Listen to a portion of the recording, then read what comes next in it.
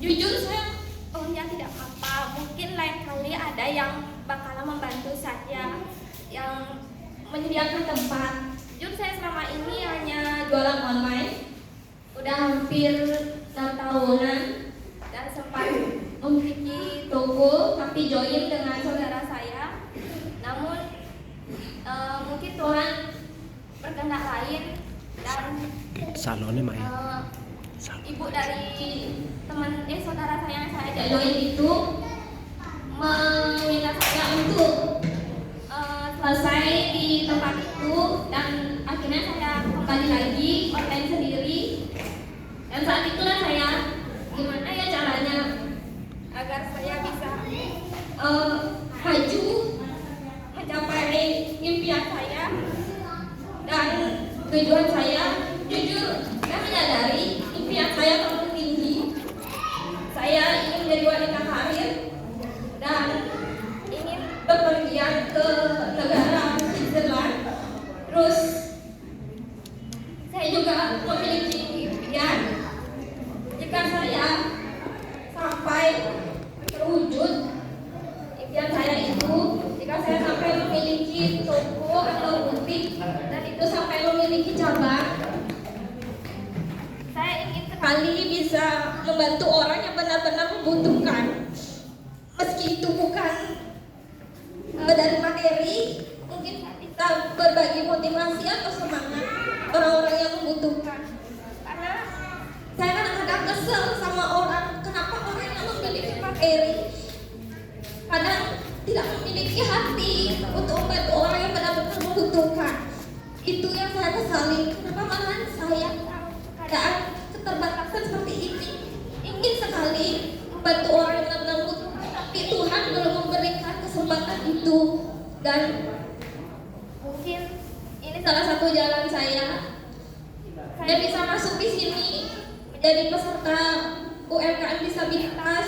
Mungkin saat ini saya belum bisa berbagi materi, tapi setidaknya saya bisa berbagi motivasi sama teman-teman yang lain buat ayo, hidup ini nggak hanya untuk stuck di sini doang. Kamu harus maju, kamu harus menunjukkan kamu punya impian. Coba deh dobrak diri kamu. Kalau dunia itu indah sebenarnya. Jujur saya dulu hanya lingkungan saya hanya di rumah saja. Dan ada salah satu yayasan yaitu Puspadi. Itu ibaratkan saya yang melahirkan saya, dan Yayasan Bunga Bali ibaratkan saya rumah saya. Dan dari sana saya terlahir menjadi diri saya yang sekarang, dan saya di sini diberikan rumah. Dan saya tidak menyangka awalnya saya kemana-mana masih diantar dengan orang tua saya, dan sekarang saya kemana-mana bisa sendiri tanpa didampingi. Dan sekarang impian saya hanya gimana caranya kamu pokoknya harus mewujudkan impian kamu itu, walaupun mungkin prosesnya berat, melewati beberapa anak tangga dan lika-liku, tapi I believe that nothing is impossible in life. Jadi saya yakin suatu saat impian saya itu tercapai.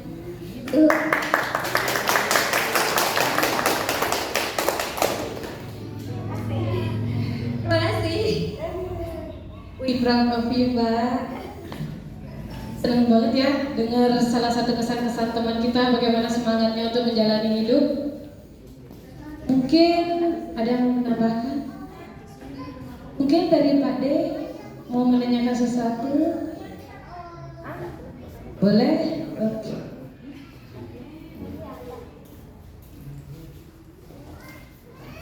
Terima kasih waktunya Pak Dita.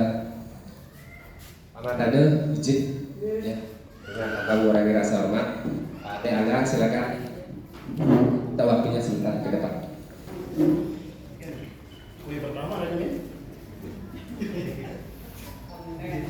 Di sini saya akan menanyakan beberapa pertanyaan ya, kepada Pak siapa? Isela dan Pak Dwi. Kita buka-bukaan aja di sini ya, anggap kita ini semua saudara, menutupi apa yang menjadi pikiran Mbak itu ucapkan keluarga agar kami tahu apa yang menjadi beban, siapa tahu kami bisa sedikit tidaknya meringankan.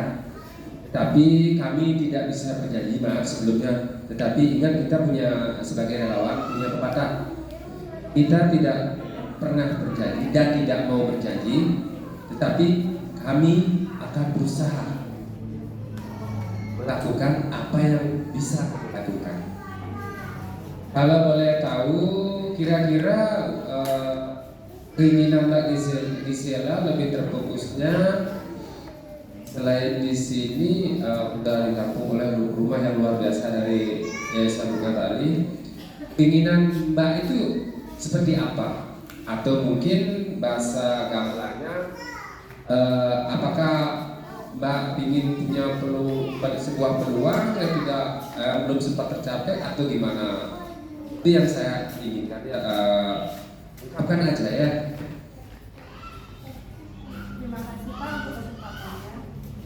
Yang saya inginkan untuk saat ini atau ke depan saya bisa memulai usaha sendiri, yaitu saya kembali pada profesi saya seperti itu, yaitu menjadi spa terapis. Saya ingin membuka usaha kecil-kecilan agar bisa mempunyai penghasilan sendiri dan nanti juga bisa memberikan ilmu spa terapis yang saya punya dan bisa dibagi untuk teman-teman disabilitas. Pada akhirnya ada penghasilannya pun bisa dinikmati juga oleh para teman-teman disabilitas. Oke, terima kasih. Artinya intinya Mbak Gisela ingin punya usaha spa terapi yang berbasis penyandang disabilitas. Gitu. Oke, selanjutnya dengan Mbak Dwi ya. Mbak Dwi, mungkin ada keinginan seperti apa? Silakan.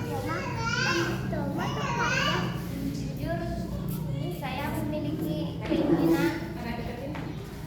keinginan yaitu ingin kembali memiliki toko sendiri, dan itu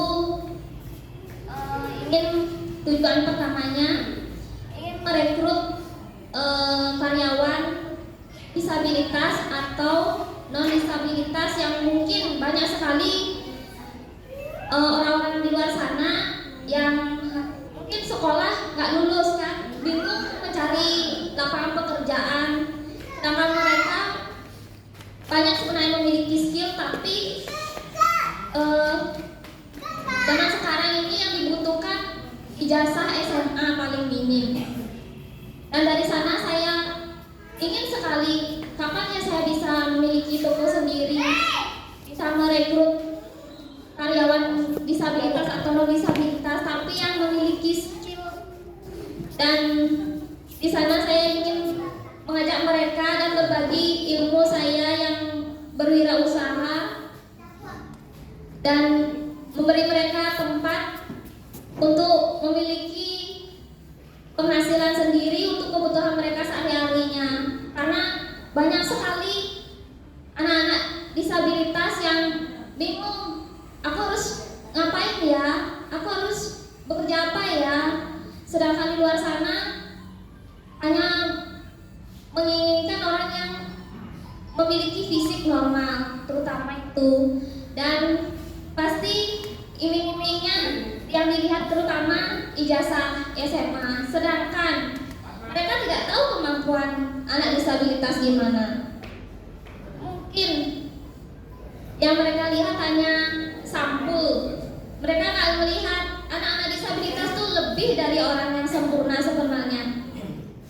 Maka dari itu saya mungkin suatu saat nanti saya bisa memiliki toko sendiri dan saya akan merekrut karyawan disabilitas atau non disabilitas agar mereka juga bisa memiliki penghasilan sendiri, bisa memenuhi kebutuhan mereka. Karena ada juga salah satu perusahaan, waktu itu saya sempat training di sana, iming-imingnya mereka mengajak karyawan disabilitas, tapi mereka menggajinya itu tidak sesuai UMR gitu. Jadinya loh kok sama aja seperti mereka hanya memanfaatkan gitu. Istilahnya mereka mengajak disabilitas hanya untuk agar customer yang mereka tuh kasihan gitu. Tapi mereka digaji tidak sesuai UMR di sana. Makanya kok gini ya, mereka sempat saya ajak bercerita dari hati ke hati. Sejak kapan mulai kerja di sini Bu? Udah lama. Dan itu digaji dari 300.000.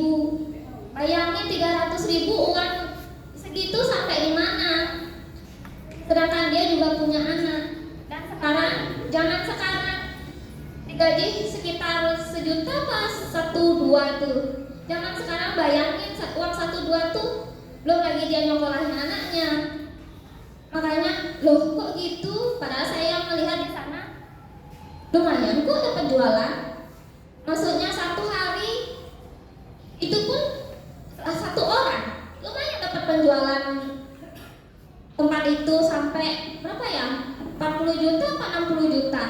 Sedangkan ikutan pameran juga itu pun baru nggak ada 1 hari udah dapat 200 juta kalau nggak salah. Sedangkan kenapa tidak bisa menggaji sesuai UMR? Itu yang saya keselin.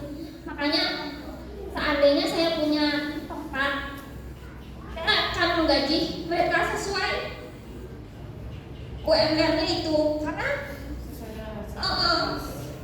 saya sudah pernah kok mereka banyak mendapatkan customer yang berbelanja, mereka juga pernah dapat bonus seperti itu. Makanya itu yang membuat saya, ayo Wi maju, ayo maju kejar impianmu. Jika kamu sampai berhasil, kamu bisa menarik banyak orang di sana untuk membantu. Karena yang dinilai Tuhan itu bukan materi, tapi berapa banyak kamu bisa membantu orang itu. Makanya itu yang membuat saya belajar kemana-mana sendiri. Karena saya sadar impian saya terlalu tinggi dan saya juga percaya suatu saat saya bisa ke sana. Saya yakin kalau kamu nggak belajar mandiri dari sekarang, bisa kemana-mana sendiri. Masa iya kamu mau diantar sama orang tua kamu ke luar negeri? Nggak mungkin kan? Jadi saya, ya udah, saya akan belajar kemana-mana sendiri. Saya harus bisa. Dan saya juga seorang introvert dulu. Jadi kalau orang nak ngajak saya ngomong, saya diam.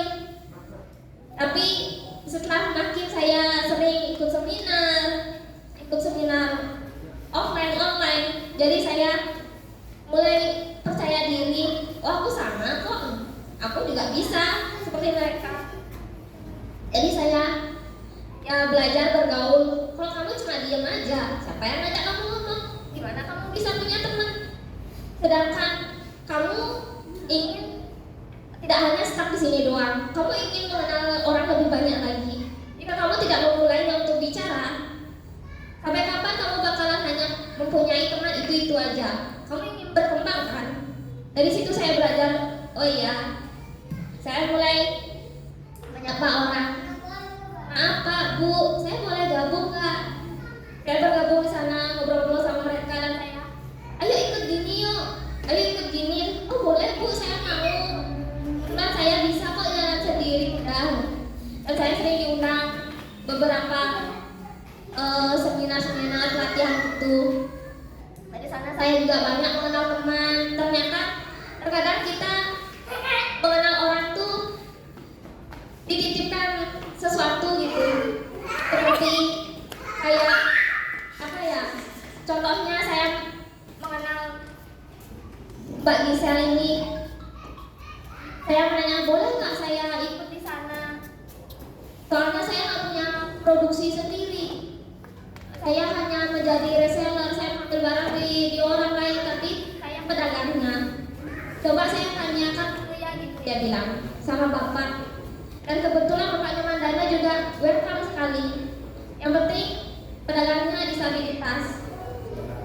Dan saya bersyukur sekali karena kenapa sih terkadang orang lain itu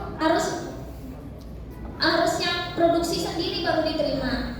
Sedangkan saya sendiri mengalami, saya dulu jarang banget keluar rumah dan saya berpikir gimana caranya menghasilkan uang sendiri dengan modal yang minim.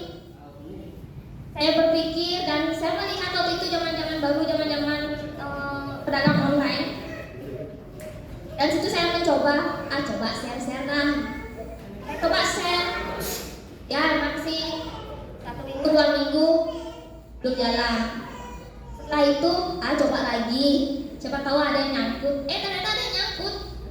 Dari situ saya bingung caranya mau belanja itu gimana. Sedangkan saya tidak punya ATM, saya tidak punya M-banking. Dan saat di sana saya berpikir, oh iya coba nih, saya kan punya kakak. Saya minta tolong sama kakak saya. Di situ saya hanya punya uang 200.000. Dari situ saya dapat orderan sekitar 3, nggak sampai 200.000.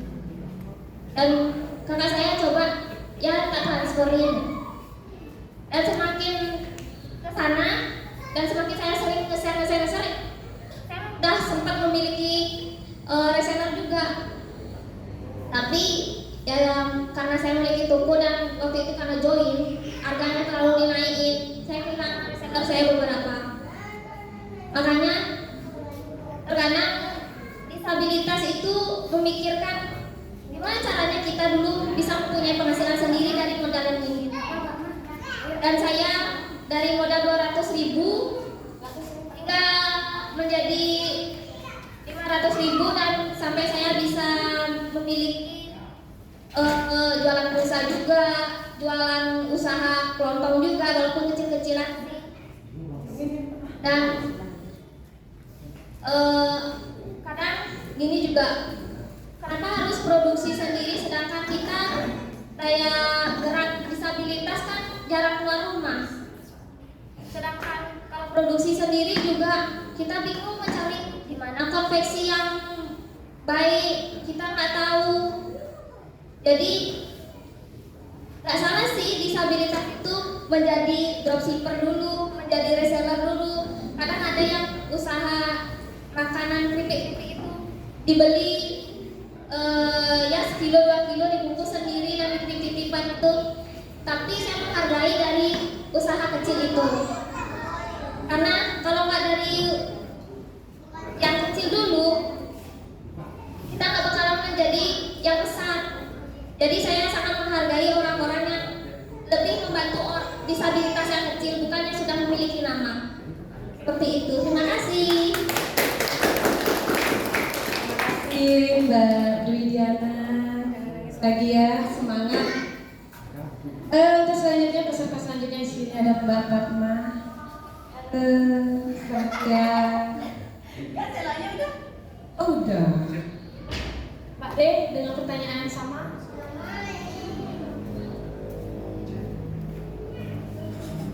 Ini maaf ya agak lambat tadinya karena kandidat yang saya tanya itu tadi kabur. Takut ke gimana saya nggak tahu. Ini sebelumnya perkenalkan diri ya. Selamat ya. Nama saya Nadet Fatma dari Singaraja. Tepuk tangan Singaraja. Mana suaranya Singaraja?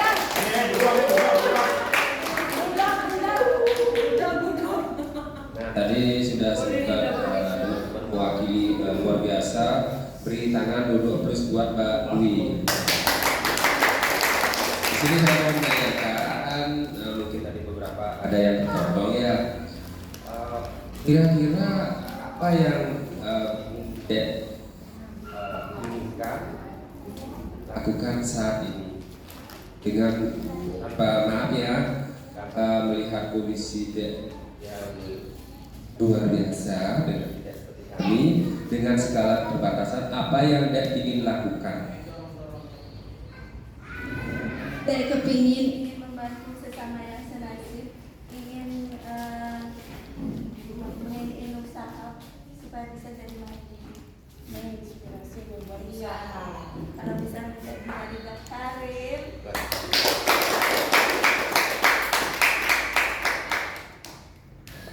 Kira-kira kalau segi usaha itu kan luas ya. Lebih spesifiknya atau lebih khususnya kira-kira apa yang bisa dilakukan? Mereka punya jualan Pak, tapi kan anak muda. Oke. Oke, beli blues dulu ya, karena mereka sudah jujur kita untuk mengutarakan apa yang menjadi keinginannya.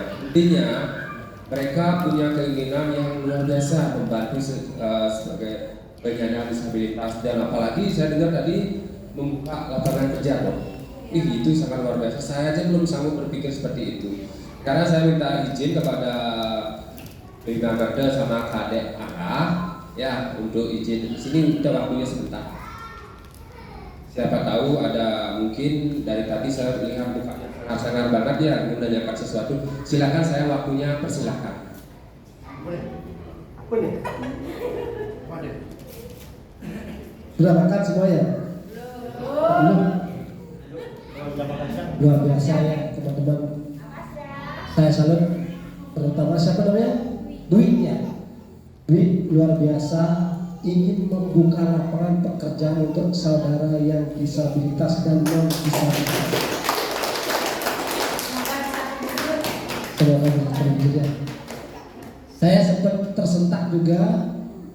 Saya kaget seorang disabilitas bisa berpikir luas, memikirkan yang lain, sedangkan saya yang normal ini belum sampai pikirannya ke sana. Mungkin Daka juga ya, kalian mikirin cewek aja gitu. Luar biasa, salut. Nah, seandainya seperti Bida Parwada tadi bilang, kami dari yayasan dan komunitas tidak pernah berani berjanji atau menjanjikan apapun itu bentuknya, bantuan apapun itu bentuknya, kami tidak pernah berani berjanji atau menjanjikan. Tapi kami akan berusaha mencari solusi, mencari jalan keluarnya, bagaimana caranya agar bisa membantu. Nah, jangan bersedih ketika usaha kami mentok. Kami akan berusaha terus-menerus. Jika usaha kami mentok, tidak dapat jalan, jangan bersedih hati dan jangan berkecil hati. Nah, kira-kira seumpama nanti ada yang mau membantu modal usaha, usaha apa yang ingin dibuka? Dan saya dengar tadi ada bisik-bisik ingin buka usaha duit bertiga gitu ya. Itu sentilan yang saya dengar, usaha apa yang ingin dibuka? Itu saya butuh jawaban dulu, nanti pertanyaan akan berikutnya saya. Siapa yang mau jawab? Ya, silakan. Terima kasih untuk waktunya. Usaha yang kami buka adalah satu tempat yang bisa mencakup dan menarik customer dalam satu tempat, seperti spa, pusat oleh-oleh, dan juga seperti produk-produk fashion. Jadi one place for all shopping. Jadi satu tempat untuk semua kebutuhan. Berarti one stop shopping. Seperti itu, Pak. Terima kasih. Jadi intinya ini butuh tempat yang luas karena ini dianggap one stop shopping. Ada spa, ada butiknya, ada galerinya di sana. Itu butuh tempat yang luar biasa besar kalau menurut saya. Itu juga butuh modal yang luar biasa besar. Ini saya mau mengambil kecilnya dulu, jangan berpikirnya terlalu luas. Nanti setelah kita rintis dari bawah, kita buka kecil-kecilan, seiring berjalannya waktu, kalau Tuhan mengizinkan akan jadi besar kan dulu. Berangan-angan boleh, tapi harus dari nol dulu, dari bawah dulu. Kalau buka yang seperti itu, ini kecil dulu ya, ruang untuk kecil. Ada sepanya, ada butiknya, fashionnya, terus ada tadi apa dupa gitu ya. Kira-kira butuh modal berapa untuk semuanya itu? Ini kira-kira dulu, karena ini kan baru mau nih. Semoga dengan ucapan teman-teman hari ini didengar oleh Tuhan dan besok diwujudkan. Seperti banyak orang bilang, kata-kata adalah doa. Ketika kita berkata-kata baik, menginginkan hal yang baik, pasti Tuhan mendengar dan akan dikabulkan. Ya, ayo teman-teman kita berdoa bersama. Semoga apa yang diinginkan saudara kita bisa terwujudkan. Nah, pertanyaan kembali, berapa kira-kira rencana anggaran biayanya untuk buka usaha?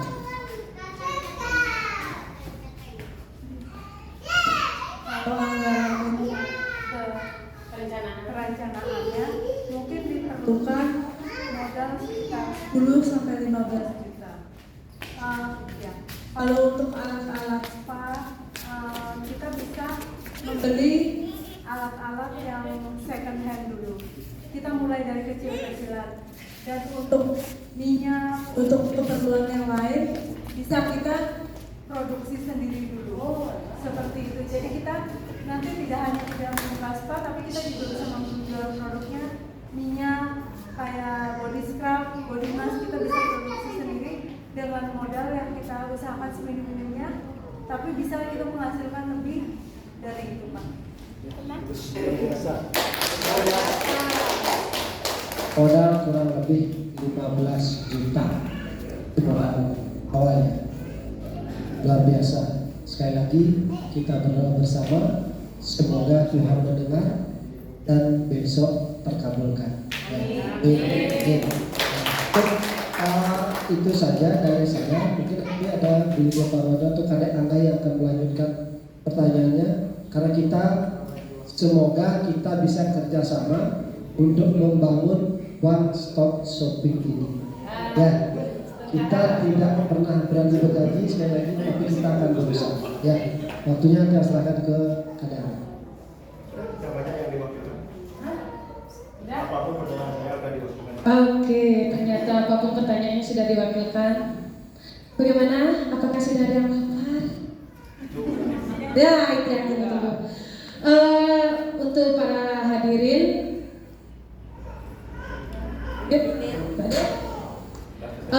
saya minta untuk berdiri sebentar. Untuk kita akan melakukan doa bersama. Ya, silakan. Karena kita juga mempersingkat waktu ya.